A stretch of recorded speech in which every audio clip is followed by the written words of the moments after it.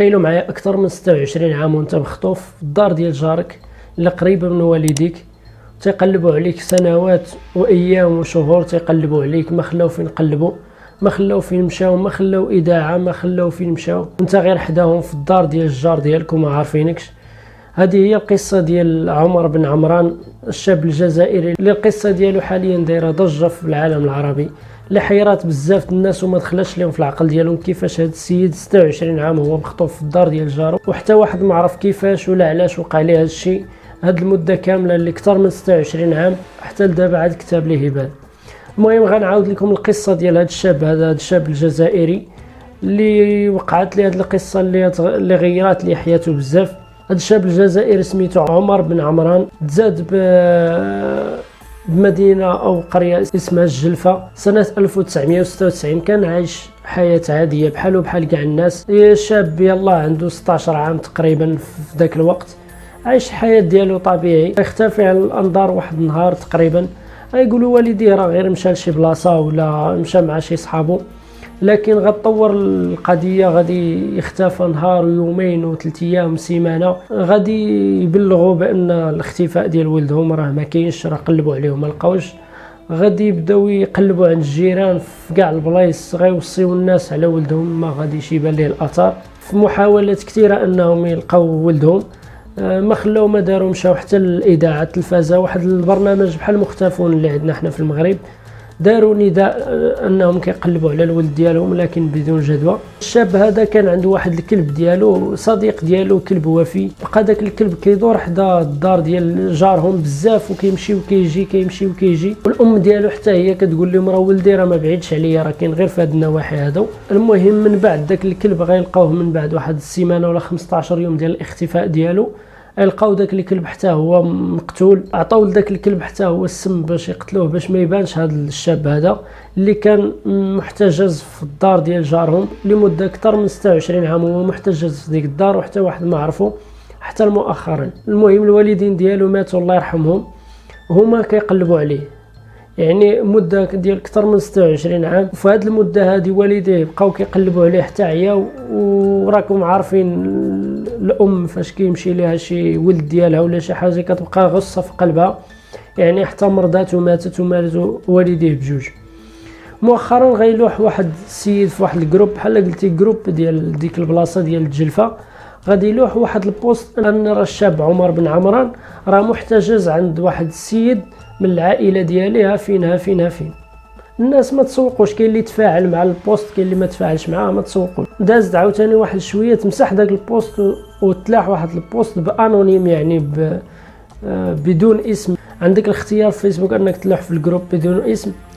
لاح عاوتاني واحد البوست اخر كيقول ان داك الشيء غير كذوب وغير كانت فله وهذه، لكن الهضره الناس خداو السكرين ديال داك البوست، الهضره وصلت العائله ديالو بالدور ديالهم، حتى هما غادي يبلغوا البوليس ولا الشرطه عندهم، غادي نوضوا الشرطه يديروا التحريات على داك العنوان وداك السيد اللي جارهم اللي قلت لكم محتجز عنده هذا السيد.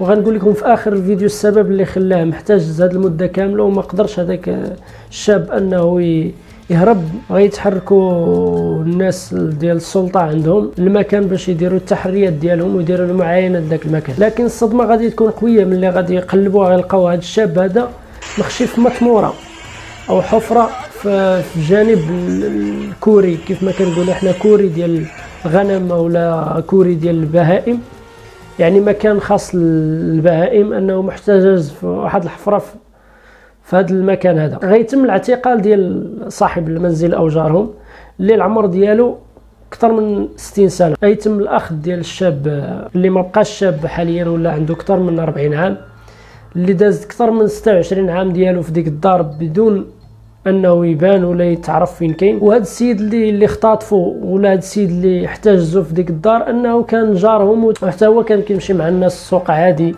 تيمشي معاهم الجامع عادي، تيبين لهم واحد الصوره ديالو انه شخص عادي ملتزم ما داخل سوق راسو، يعني ما عندوش مع المشاكل، ماشي شي واحد اللي خايب، ماشي شي واحد اللي غادي تشك فيه، غادي تشوفو تقول هذا السيد راه يدير شي حاجه بحال هكا.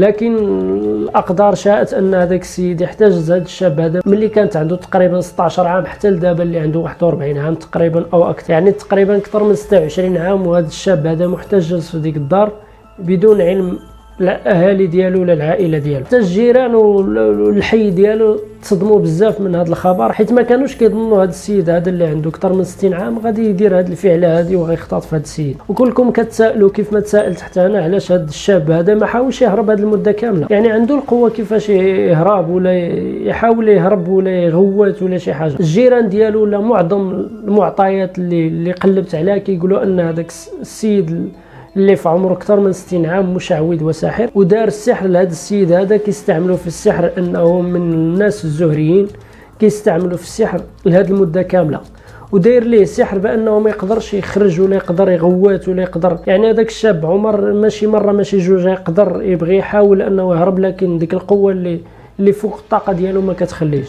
يعني راه نتوما عارفين الناس اللي متعرضين للسحر اش كيوقع لهم، يعني بزاف الناس كيوقع لهم شي حاجه ما كيقدرش مازال يدير شي حاجه. المهم هذا الشاب هذا راه في صحه جيده، غنخلي لكم الفيديو ديالو فاش خرجوه التصاور من قبل ومن بعد كيفاش ولا. لكن السؤال المطروح عندي انا دابا كيفاش يتادابط ولا كيفاش يتاقلم ان من 1996 حتى 2024 اكثر من 26 سنه هذه التطور اللي لاحظاته الدنيا، التطور بزاف الحاجات تطورات في الدنيا. في ديك الوقيته 1996 ما كانوش تليفونات، ما كانش الواتساب، ما كانش فيسبوك، يعني ما كانوش بزاف الحوايج. حتى في الفيديو فاش تشوفوا الناس جمعوا عليه وكيتصوروا انه مندهش من داكشي اللي كيشوف. وهذا الشاب هذا الملاحظه انه ما كانش محتاج هذه المده كامله في ديك الحفره، انه كان في الدار ديالو عايش مع داك السيد. لكن داك السيد فاش راجت الاخبار بين الجيران انه راه هو اللي محتاجو خاف وخباه في ديك الحفره او المطموره حتى يشوف شنو يدير. لكن اقدر شاءت انه يتعرف فين كاين ويوصلوا له البوليس ديالهم او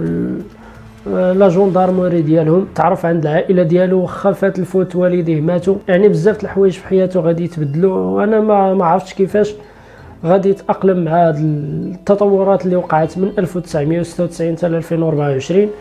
المهم هذه هي القصه الكامله والتفاصيل ديالها اللي لقيت لكم. الا كانوا كيعجبوكم بحال هاد القصص وبحال هاد الفيديوهات ما تبخلوش عليا بالاشتراك في القناه، بارطاجيو الفيديو وشي كومونتير مزيان. المهم هادشي اللي كاين في هاد القصه هذه اللي حيرت بزاف العقول هاد الايامات هذه وما فهموا فيها حتى حاجه. كيفاش هاد السيد اكثر من 26 عام وهو محجوز في الدار اللي حدا والديه وما قدروش يلقاوه. المهم بزاف الاراء كتختلف في هذا الموضوع هذا. المهم هادشي اللي كاين في هذا الفيديو، نتمنى ان الفيديو يعجبكم. تهلاو في راسكم.